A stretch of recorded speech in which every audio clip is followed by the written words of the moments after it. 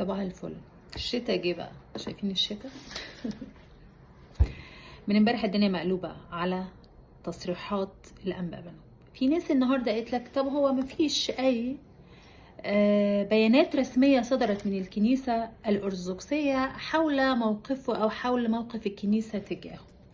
الأنبا بنوب ماسك منشية ناصر، ودي من الأماكن الحيوية جدا في مصر، ومن الأبروشيات الفقيرة، ومن الأبروشيات اللي فيها شعب غلبان.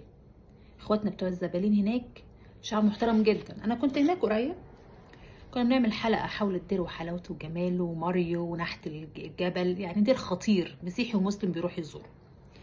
فقلت لهم عايزه اقابل الحبر الجليل الانبا بنوب علشان خاطر يعني اتكلم معاه كده، ممكن نسجل معاه او حاجه. قالوا لي بلاش، اهرب. ليه يا جماعه؟ قالوا لي شخص صعب في التعامل.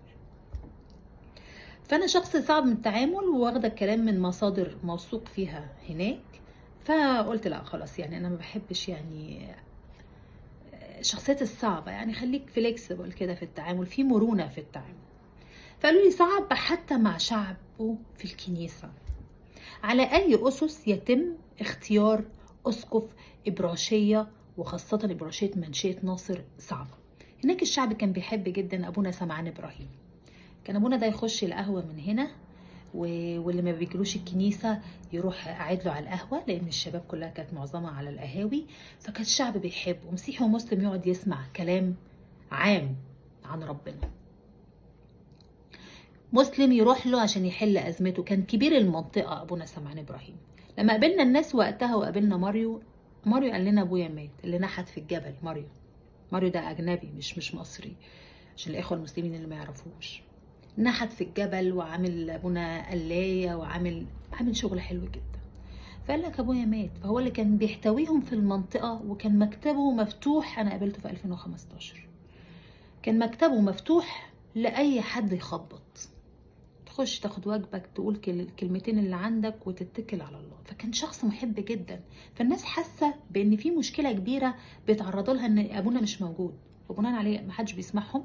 اسقف المنطقه حد في التعامل بناء عليه بيمشي. يقول لك يا جماعه طب ما صدرش اي بيان. يقال ان من 10 ايام نيافه الحبر الجليل الانبا بنوب قدم استقالته، ولم يتم النظر فيها حتى الان. والكلام اللي اتقال ان في ناس واقفه قدام الابراشيه بتسنده، او واقفه قدام الدير بتسنده، ان هو ما يمشيش ويرحل. وفي ناس تقول لك هو اصل شخص صعب شويه، ف يقعد في الدير احسن طالما شخص صعب ومش قادر يتعامل مع الناس. ما في ناس كده، في ناس لو خرجت من ديرها تحس ان في مشكله، هي حابه القعده لوحدها، حابه للتعبد بطريقه معينه وما الى ذلك. المشكله الاول من الاول، لان هي تصريحاته كانت من خلال ايام قليله اللي فاتت بتقول لك اللي يقف على المسبح هنا ويرنم ما يروحش مكان تاني يرنم، ولا هيرنم في حته تانيه ما يجيش يرنم عندنا، وكل واحد يروح في بيته. يعني السمينار لما طلع، وان في تجمع للسمينار خلال المفروض كان شهر 11، كان في متكلمين انجيليين. فاثار حفيظه الاساقفه وقال لك ازاي نجيب متكلم يتحدث وسط أساقفة، وده تعليمه غير تعليمنا وطقوس غير طقوسنا وغير غيرنا خالص. قلنا اوكي. ففي أساقفة اجتهدت يعني وقعت على ورقة، والورقة اتسربت من الآخر، يعني الورقة اتسربت. ولما اتسربت وحصل ضجة ونزلت على النت والناس شافتها، فطلع نيافة الحبر الجليل قال لك يا جماعه احنا لينا قنوات شرعيه بنتكلم من خلالها، ما حدش يتكلم باسمنا، ولسه احنا بنتواصل مع البابا. البابا كان جميل في موقفه، ان هو لغى السيمينار منعا للمشاكل لغايه ما نقعد مع بعض ونتفاهم. ومن ساعتها بقى كل واحد قال لك لا تيجي عندك ولا روح عندك، وكل واحد يروح لحاله. ارثوذكسي، انجيلي، كاثوليكي، واحنا مع نفسنا. من زمان بالنادي بوحدتين الكنيسه، بوحدانيه الكنيسه.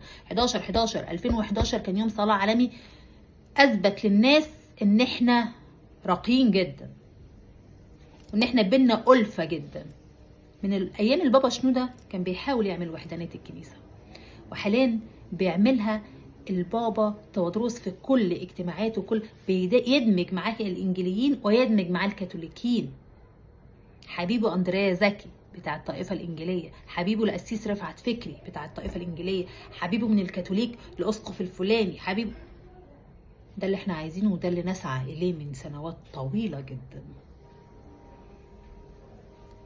لسه لم يتم النظر ومش عندنا يعني حقائق مؤكدة، ولسه في انتظار البيان الخاص بالكنيسة الأرثوذكسية. صباح الفل.